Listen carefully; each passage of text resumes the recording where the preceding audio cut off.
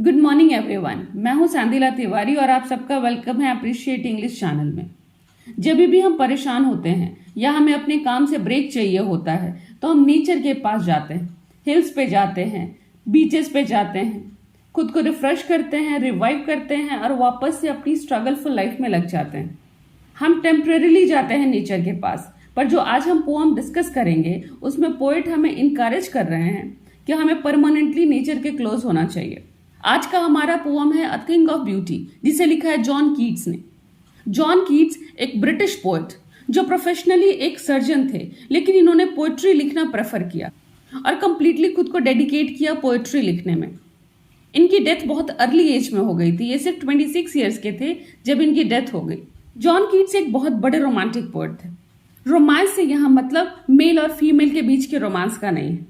Romantic poets अपने poetry में nature और इसके एलिमेंट्स को ब्यूटीफाई करते थे, ग्लोरीफाई करते थे।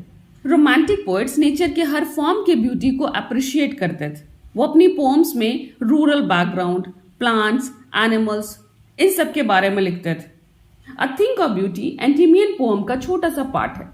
एंडेमियन पोएम में जॉन कीट्स गॉडेस मून, जिनका नाम है सिंथिया, और एंडेमियन जो एक यंग शेफर्ड है, उसकी लव स्टोरी के बारे में लिखते हैं। एंडेमियन पोएम में जॉन कीट्स बहुत ही ब्यूटीफुली बताते हैं कि कैसे एंडेमियन एक यंग शेफर्ड सिंथिया के प्यार में जंगलों में घूम रहा था, ऊंचे ऊंचे पहाड़ों पे चढ़ रहा था, क्योंकि उसे लग रहा था जितने ऊंचे पहाड़ों पे वो जाएगा, जितने बड़े पीक पे वो चढ़ेगा, उतने ही ज्यादा उसके क्लोज होती चली जाएगी गॉडेस मून सिंथिया।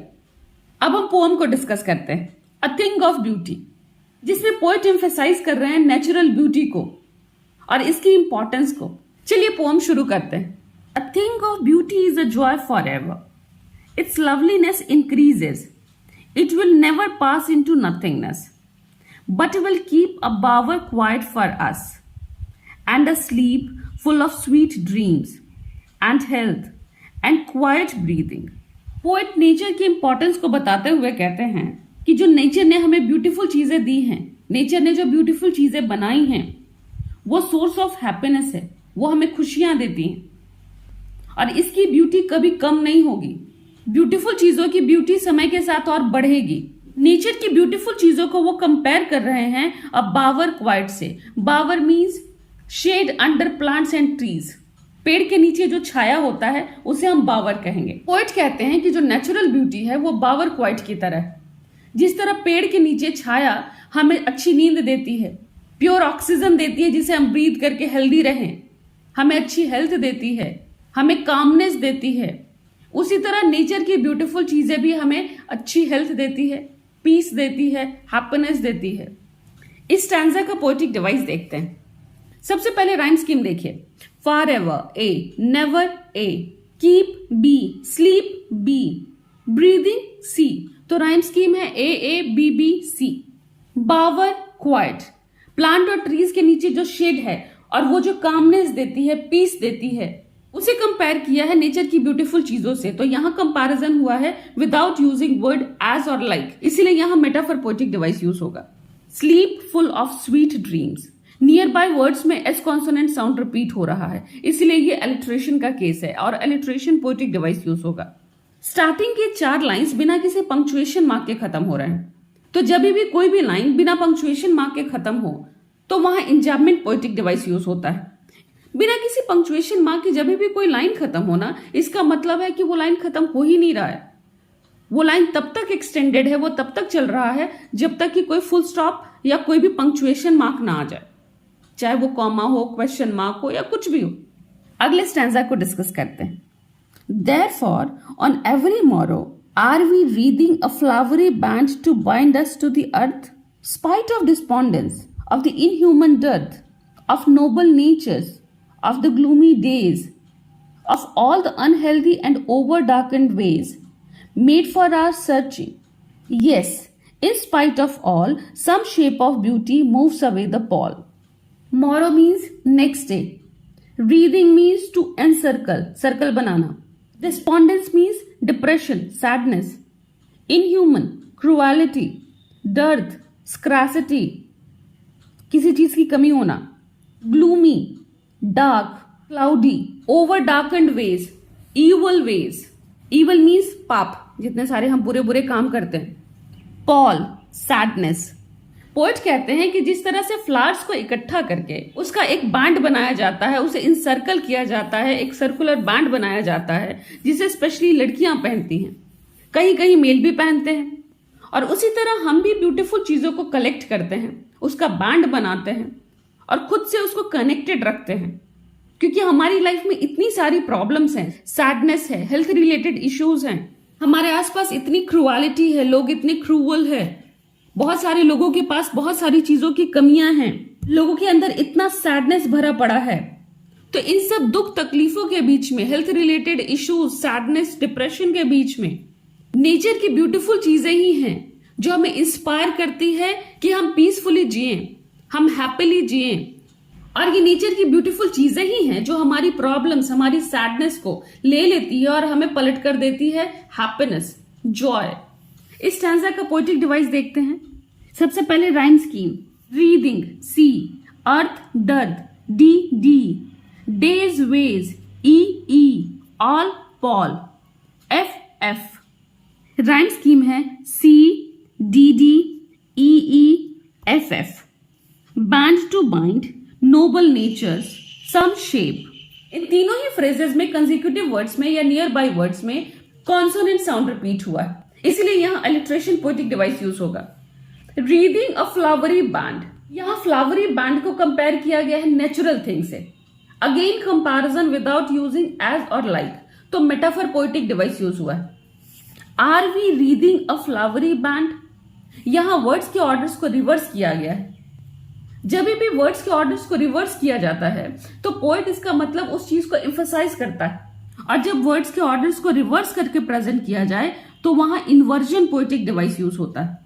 इस स्टैंजा में भी इंजैबमेंट पोएटिक डिवाइस यूज हुआ है। जो भी लाइंस बिना पंक्चुएशन मार्क के खत्म हो रही हैं वहां इंजैबमेंट पोएटिक डिवाइस यूज हुआ है। Of noble natures, of all the unhealthy, ये दोनों ही लाइंस ऑफ से शुरू हो रही है। तो जब भी दो या दो से ज्यादा लाइन सेम वर्ड या सेम फ्रेज से शुरू हो तो वहां एनाफोरा पोएटिक डिवाइस यूज होता है। A flowery band to bind us to the earth. इस लाइन में आपके दिमाग में एक पिक्चर क्रिएट हो रहा होगा, कुछ फ्लावर्स का पिक्चर क्रिएट हो रहा होगा, इसलिए यहां इमेजरी पोएटिक डिवाइस यूज हो रहा है।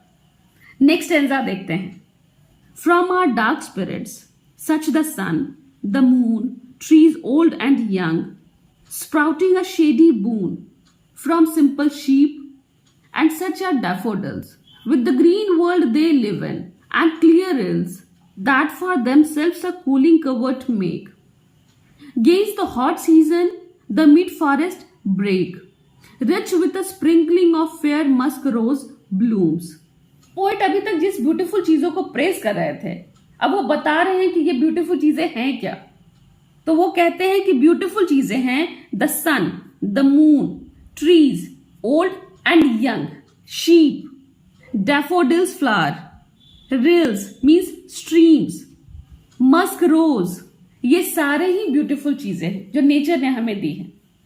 पोएट इस स्टैंजा में कह रहे हैं कि ये जो ब्यूटीफुल चीजें sun, moon, trees, sheep, daffodils, streams, roses, forests, ये सारी ही हमारी लाइफ से डार्कनेस हटाती है और ये सारी ही चीजें हमें पीस देती है। यंग ट्रीज का ग्रो करना और हमें बड़े होकर शेड देना हमारे लिए एक ब्लेसिंग की तरह है, जो हमें नेचर ब्लेसिंग दे रहा है। Trees, bushes, flowers, specially daffodils, ये सारे फॉरेस्ट बना रहे हैं। इनकी वजह से ही वर्ल्ड में ग्रीनरी है, अर्थ पे ग्रीनरी है, और इन चीजों के साथ साथ वाटर स्ट्रीम्स भी उतने ही ब्यूटीफुल हैं। और ये सारी ही चीजें हमें समर सीजन में कूलिंग इफेक्ट देती है, हमें पीस देती है। कूलिंग कवर्ड, कवर्ड का मतलब है something that is not known openly, जिसके बारे में पूरा क्लियर नहीं पता। और इसी समर सीजन में मस्क रोज खिलते हैं और ये पूरे सीजन को शाइन करते हैं, स्पार्कल करते हैं, ब्यूटिफाई करते हैं। इस स्टैंजा का पोएटिक डिवाइस देखते हैं। स्प्राउटिंग शेडी अ बून, सिंपल शीप, कूलिंग कवर्ड, इन तीनों ही फ्रेजेस में नियर बाय वर्ड्स में कॉन्सोनेंट साउंड रिपीट हो रहा है, इसीलिए यहां एलिट्रेशन पोएटिक डिवाइस यूज होगा। Trees old and young, old and young दो अपोजिट चीजें, कॉन्ट्रास्ट चीजें, लेकिन बीच में है एक कनेक्टिंग वर्ड एंड। तो जब भी आपके पास दो अपोजिट वर्ड्स हो लेकिन बीच में एक कनेक्टिंग वर्ड भी हो तो वहां एंटीथेसिस पोएटिक डिवाइस यूज होगा। एंटीथेसिस और ऑक्सीमोरोन में आपको एक डिफरेंस समझने की जरूरत है। ऑक्सीमोरोन में तो अपोजिट वर्ड्स होंगे लेकिन उनके बीच में कोई कनेक्टिंग वर्ड नहीं होगा।